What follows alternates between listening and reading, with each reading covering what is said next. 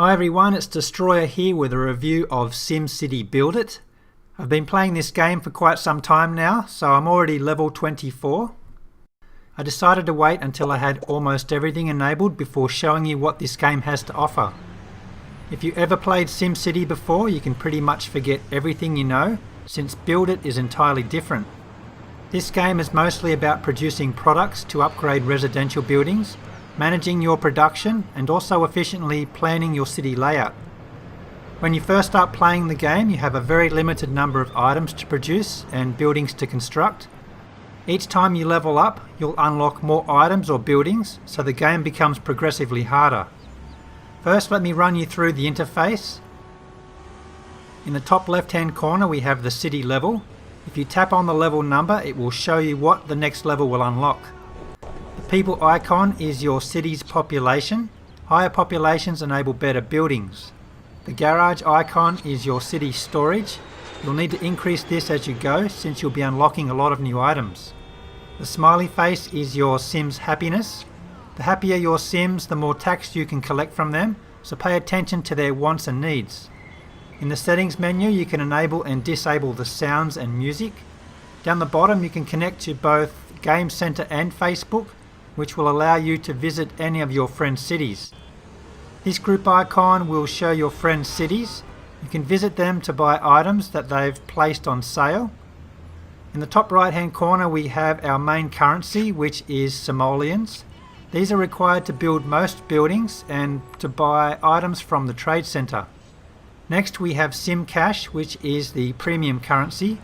You can buy this with real money, or you can also receive some from city achievements. Sim Cash can be used to unlock additional build slots in your commercial buildings and trade depot.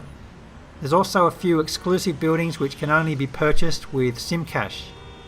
Next, we have golden keys, which are unlocked much later in the game. These are required to build certain buildings, such as transportation. You can earn these from the cargo ship and the laboratory, which I'll get to in a minute. Down the bottom right hand corner, we have the build menu. The first icon is roads.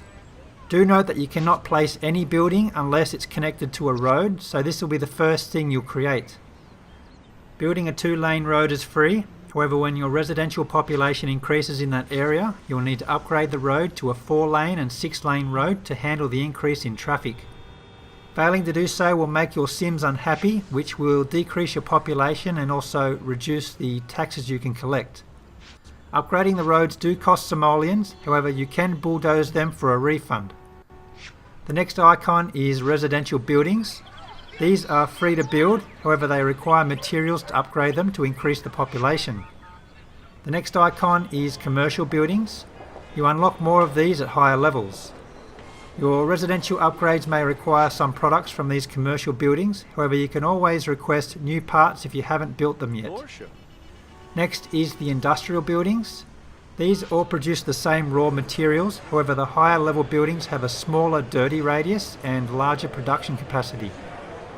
Lastly, we have the services menu.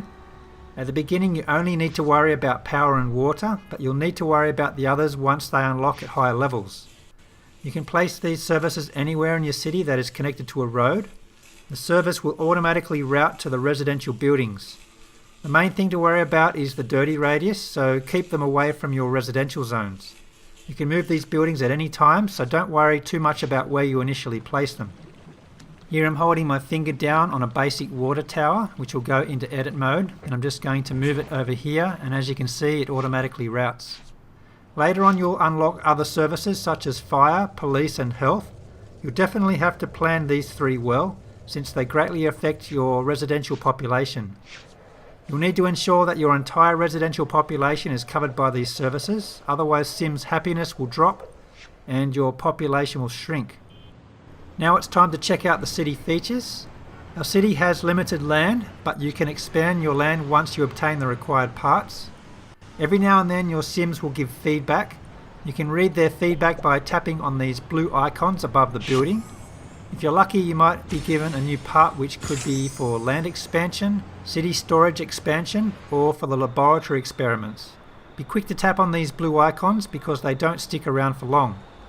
Down the left hand side of our city we have a few buildings which can be unlocked at certain levels with simoleons. There's a trade depot which can be used for selling your items for simoleons. If nobody buys your items for a couple of days, Daniel will come and buy it from you, so I strongly advise to sell your items at the highest possible price. Your friends can come and buy those, or you can choose to advertise them and they'll show up in the Global Trade Headquarters.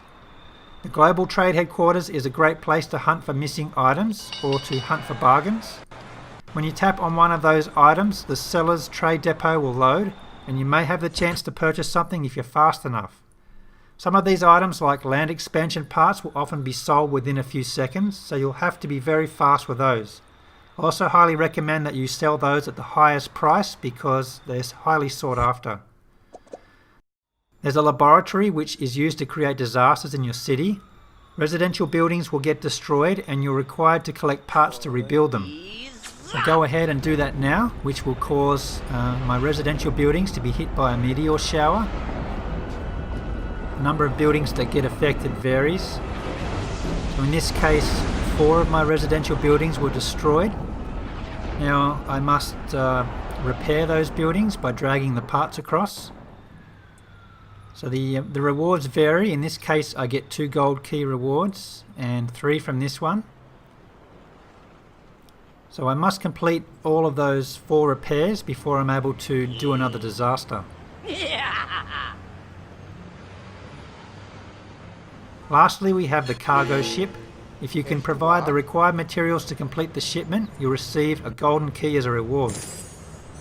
Once you cast off the cargo ship, you can tap on it again and you can see what to plan for the next shipment. Let's have a look at how to grow your city. You build factories which produce raw materials such as metal, wood and plastic. These are all free of charge. You can then build other stores which require these raw materials, which will produce other items such as hammers, measuring tapes and shovels. You can upgrade your residential buildings by dragging the required materials. I have a simple residential upgrade here which is just 1 cap, and this upgrade will get me to level 25. At this level I do get an additional service which is gambling, as well as 1 more commercial building which is a fast food restaurant. If you're not happy with the materials required, you can request new plans which will take 30 minutes to refresh. Upgrading buildings earns you an increase in population, some simoleons and experience towards the next level. The increase in level will unlock more residential buildings as well as other materials, buildings and services. Sometimes you'll receive special offers. If you look at the simoleon coin there, you'll see that someone wants to buy 4 surveillance cameras for almost 1,500. So that's only about 375 per camera. So I highly recommend you going to the trade depot and check the maximum price you can get for them. So you can get 650 in the trade depot, so I would definitely refuse this offer here. It's not very good value for money. That pretty much covers everything in the game so far. With good planning and a lot of effort, you'll eventually have a thriving city like mine. If you would like to connect to my city, you can add me in Game Center. My ID is DesTROYer74. This game has been highly addictive, so I'll definitely be continuing this. I will try and expand all of my land and fill it with buildings. So see you in the game.